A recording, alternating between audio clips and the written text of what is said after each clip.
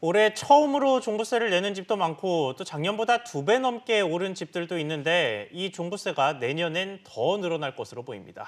앞으로 얼마나 더 오를지, 공동명의 주택은 어떻게 계산하는지 종부세를 둘러싼 궁금증 알아봤습니다. 김성훈 기자 나왔습니다.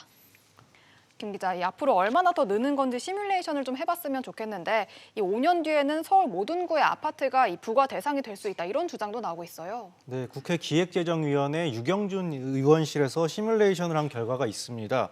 서울 25개 자치구의 아파트 시세가 최근 4년간 평균 상승률만큼 매년 오른다고 가정하면 5년 뒤인 2025년에는 모든 구의 전용 면적 85제곱미터 아파트가 모두 종부세 부과 대상이 되는 것으로 나타났습니다.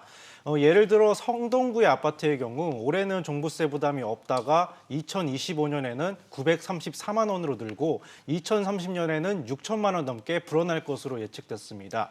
유 의원실은 기존의 서초와 강남구에 더해서 내년에는 송파와 용산, 성동, 광진구까지 종부세 납부 대상에 포함되고 또 2022년에는 전체 구의 절반인 12개 구까지 좀 확대될 것으로 전망을 했습니다.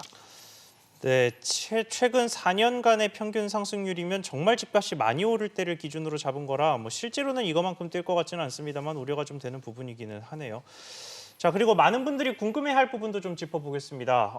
부부 공동 명의로 집을 한 채 소유했을 경우에는 종부세를 어떻게 계산을 합니까? 네, 종부세는 기본적으로 1가구 1주택자를 기준으로 공시가격이 9억 원이 넘는 부분에 대해서 과세가 되는데요. 부부 공동 명의로 주택 한 채를 갖고 있는 경우에는 한 명당 6억 원씩 해서 총 12억 원을 기준으로 합니다. 기준만 봤을 때는 공동 명의가 세부담이 적다고 볼 수도 있지만 꼭 그렇지만은 않습니다. 장기 보유나 고령자 공제 등 추가 공제 혜택을 받지 못하기 때문인데요. 고령의 장기 보유자의 경우 공시가격이 20억 원을 넘어가게 되면 공동명의가 단독명의일 때보다 세금을 더 낼 수 있다는 게 전문가들의 의견입니다.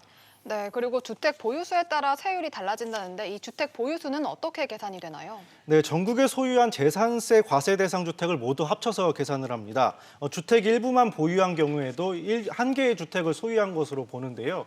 다만 상속을 받은 경우에는 지분율이 20% 이하이고 지분율만큼의 공시가격이 3억 원 이하이면 주택수 계산에서 빠지게 됩니다.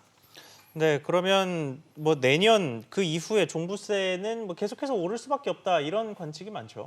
네, 그렇습니다. 올해 오른 집값이 내년 공시가격에 반영이 되고 내년에는 종부세율 자체도 오르기 때문인데요.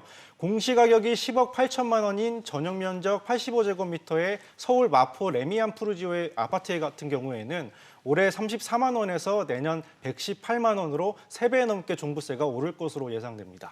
네, 김 기자 잘 들었습니다.